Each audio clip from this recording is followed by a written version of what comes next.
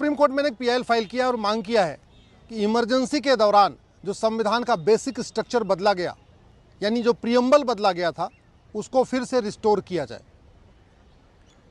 Emergency के दौरान जब सारे के सारे लीडर ऑफ अपोजिशन जेल में थे, हाई कोर्ट, सुप्रीम कोर्ट में पीआईएल फाइल करने का जो राइट था, फंडामेंटल राइट, वो भी छीन लिया गया था।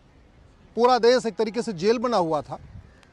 लोकसभा का टेन्योर पूरा हो चुका था। इसके बावजूद जो एक्सटेंडेड टेन्योर था लोकसभा का, उसमें संविधान का बेसिक स्ट्रक्चर यानी संविधान की जो फाउंडेशन है, प्रीएम्बल में 2 शब्द जोड़े गए, सोशलिस्ट और सेकुलर, उसी को हमने सुप्रीम कोर्ट में चैलेंज किया है। और आज माननीय कोर्ट ने हमारी याचिका को, 2 और याचिकाएं जो चल रही हैं सुप्रीम कोर्ट में, एक विष्णु शंकर जैन जी ने फाइल किया हुआ और एक सुब्रह्मण्यम स्वामी जी ने फाइल किया है, उसके साथ जोड़ दिया है। हमारा ये कहना है कि ये जो शब्द सेकुलर जोड़ा गया है, इस पर संविधान सभा में 3 बार चर्चा हुई थी और तीनों बार इसको रिजेक्ट किया गया था। संविधान का प्रीएम्बल कोई एक दिन में नहीं बना था, बहुत लंबी चर्चा के बाद बना था। सबसे पहली बार संविधान के प्रीएम्बल पर 13 दिसंबर 1946 को चर्चा हुई थी। उसके बाद 22 जनवरी 1947 को फिर चर्चा हुई और संविधान का प्रीएम्बल को पास किया गया। 15 नवंबर 1948 को प्रोफेसर केटी शाह साहब ने एक अमेंडमेंट मूव किया और संविधान में सेकुलर जोड़ने के लिए कहा। उस अमेंडमेंट पे फिर पूरे दिन चर्चा हुई और प्रोफेसर केटी साहब का जो अमेंडमेंट था उसको रिजेक्ट कर दिया गया। 3 दिसंबर को 1948 को प्रोफेसर केटी साहब ने दोबारा फिर एक अमेंडमेंट मूव किया कि संविधान में सेकुलर जोड़ा जाए। उस पर फिर चर्चा हुई और उनके उस प्रस्ताव को भी रिजेक्ट कर दिया गया। 6 दिसंबर 1948 को फिर इस पर चर्चा हुई कि सेकुलर जुड़ना चाहिए कि नहीं जुड़ना चाहिए। पंडित लोकनाथ मिश्रा ने कहा था ये भारत की संस्कृति को बर्बाद कर देगा। एचवी कामत साहब ने कहा था कि ये हमारे लिए बिल्कुल ठीक नहीं है, विदेशी कॉन्सेप्ट है, ये भारत का कॉन्सेप्ट नहीं है, और फिर से उस प्रस्ताव को रिजेक्ट किया गया।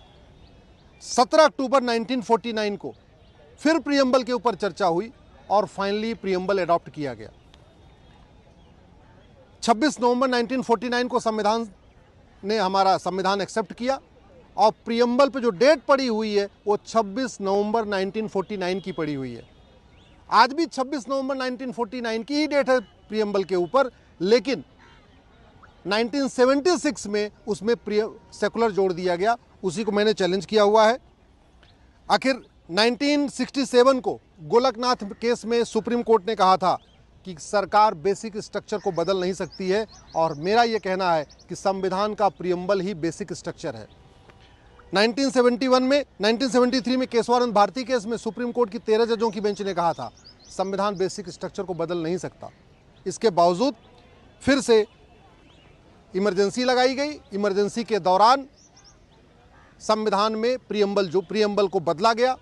हमारा ये कहना है कि अगर प्रीएम्बल को बदलने की छूट मिल गई तो फिर तो प्रीएम्बल में कुछ भी जोड़ा जा सकता है और कुछ भी घटाया जा सकता है। फिर तो अगर जिसके पास 2/3 बहुमत होगा, कल को वो प्रीएम्बल से डेमोक्रेसी निकाल देगा। किसी को 2/3 बहुमत होगा, प्रीएम्बल से वो जस्टिस को निकाल देगा, प्रीएम्बल से इक्वल अपॉर्चुनिटी को निकाल देगा, प्रीएम्बल से यूनिटी नेशनल इंटीग्रेशन को निकाल देगा, प्रीएम्बल से रिपब्लिक शब्द को निकाल देगा। अगर कुछ जोड़ने की इजाज़त मिली तो घटाने की भी इजाज़त दी जा सकती है। अगर प्रीएम्बल में बदलाव हो सकता है कुछ जोड़ के, तो प्रीएम्बल में कुछ घटाया भी जा सकता है। कल को प्रीएम्बल में कोई शरिया जोड़ दे, कल को प्रीएम्बल में कुछ और कुछ जोड़ दे। इसलिए मेरा ये कहना है कि प्रीएम्बल में कुछ भी जोड़ने और कुछ भी घटाने की इजाज़त नहीं मिलनी चाहिए। संविधान में जो जोड़ना है जोड़िए, जो घटाना हो घटाइए, लेकिन संविधान का जो प्रीएम्बल है वो संविधान की फाउंडेशन है, वो संविधान का गोल्डन गोल है, वो संविधान का बेसिक स्ट्रक्चर है, और कभी भी बेसिक स्ट्रक्चर को छेड़छाड़ की इजाज़त नहीं मिल सकती है। इसी ग्राउंड पर मैंने सुप्रीम कोर्ट में चैलेंज किया हुआ है। आज माननीय सुप्रीम कोर्ट ने उस पर सुनवाई किया है, और सुनवाई करने के बाद 2 याचिकाएं और जो चल रही हैं सुप्रीम कोर्ट में, एक विष्णु शंकर जैन जी की याचिका है, एक सुब्रह्मण्यम स्वामी जी की याचिका है। अब हमारी याचिकाओं को और वो दोनों याचिकाएं एक साथ जोड़ दी गई हैं, यानी आगे से अब इन 3 याचिकाओं पर एक साथ सुनवाई होगी। मुझे पूरा भरोसा है कि जिस तरीके से पार्लियामेंट ने भी प्रस्ताव पास करके इमरजेंसी को इल्लीगल डिक्लेयर घोषित किया है, अभी 25 जून को पार्लियामेंट में बाकायदा प्रस्ताव आया है और प्रस्ताव पास किया गया है कि जो इमरजेंसी थी अवैध थी, अनकॉन्स्टिट्यूशनल थी, इल्लीगल थी। तो अगर इमरजेंसी इल्लीगल है तो इमरजेंसी के दौरान लोकसभा का कार्यकाल बढ़ाना भी इलीगल है, क्योंकि कार्यकाल तो खत्म हो चुका था। जब सेकुलर शब्द जोड़ा गया उस समय 5 साल का लोकसभा का टेन्योर खत्म हो चुका था। तो इसका मतलब इमरजेंसी के दौरान लोकसभा का कार्यकाल बढ़ाना भी इलीगल था।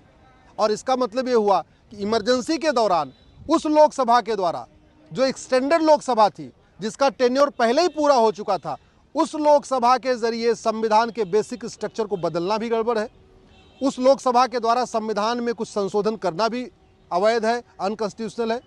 यही हमारी मांग है। मैं आशा करता हूं सरकार इस पर संज्ञान लेगी। जैसे सरकार ने इमरजेंसी को अवैध घोषित किया है, वैसे ही सरकार इमरजेंसी के दौरान संविधान में किए गए संशोधन को भी अवैध घोषित कर देगी। और अगर सरकार नहीं करती है तो सुप्रीम कोर्ट में मामला चल रहा है।